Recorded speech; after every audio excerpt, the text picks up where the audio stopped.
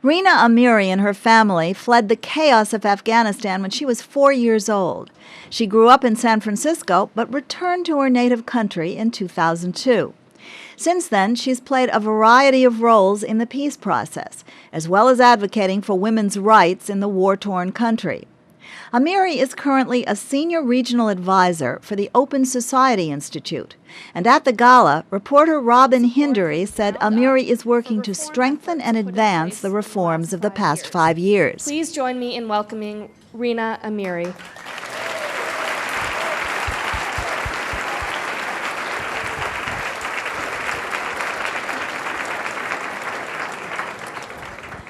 Thank you very much. Thank you. It's a tremendous honor to be here, and particularly to be among listed among the honorees. I took the opportunity to read everyone's biography and was quite humbled. The range of issues that are covered and the tremendous sacrifice, personal sacrifice, and I know professional sacrifice that's been put in by many of you to address such significant issues as domestic violence, healthcare issues, equity in pay. And you've used a number of different vehicles. You've used the issue of religion. You've used the issue of race.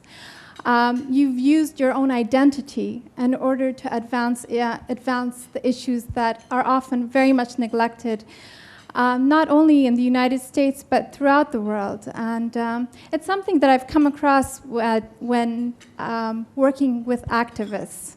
You know, I was working with Women Waging Peace and the Women in Public Policy program many years ago with my colleagues, Jane Mansmerger, my colleague and my mentor, as well as Andy Friedman. And I was working with hundreds of women leaders from around the world. And what I came across is women who had been through tremendous trauma, terrible pain, and they were not defeated by their pain. They took their pain, they took their frustration, they took what in many situations I think would defeat most people, and used it to become as agents of change. And I think it was a real learning experience for me. I am Afghan, and I spent most of my life watching my country fall apart. I left with my family because of the war and unrest in my country.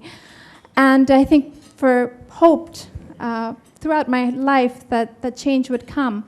And change did come, but change that witnessed further deterioration and destruction in my country. And I was working as an activist in the United States, giving voice to what was the unvoiced, because in my country there was not an opportunity for people to speak out. And when I looked towards these leaders and activists from the countries that we were working with, it was a real humbling and learning experience for me. And I think I learned a tremendous amount from these women.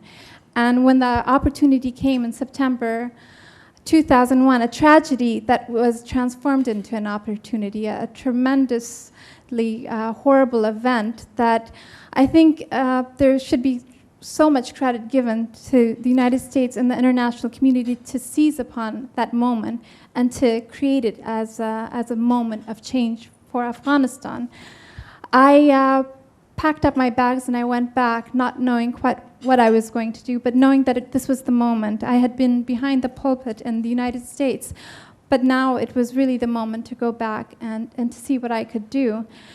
And I found myself putting in practice what I had seen with many of the women that I had come across, which is using my identity in whatever way I could to create change in my country. It was about being a woman, and most of you, when you think about an Afghan woman, you think an oppressed woman in a terrible situation, and sadly, that's the case for most Afghan women.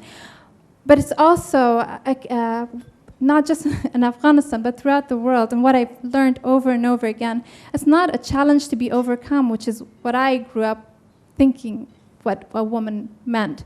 But it's an agency. Being a woman is being able to be an agent of change. And I think that's the lesson that I took, and it was tremendous. I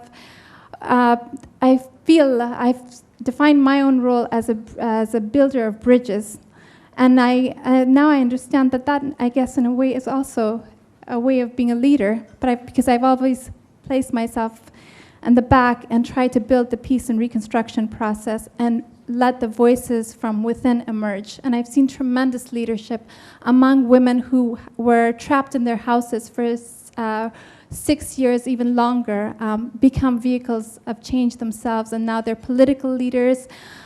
They have run for the presidency. They are now members of parliament and leaders at various levels. There's tremendous challenges in my country still. You read it in the paper, and unfortunately, the situation is even becoming more challenging. But the message that I want to leave you with, more than anything perhaps, is that the building of bridges is of essence right now. That what we need more than anything, right, in a world that's becoming increasingly polarized, in a world where many people are projecting our continents and our people as us and them, that we need the building of bridges. We need to lend our voices and our identities in order to create leadership at the citizen level and really create commonalities and bridge building between our countries. Thank you.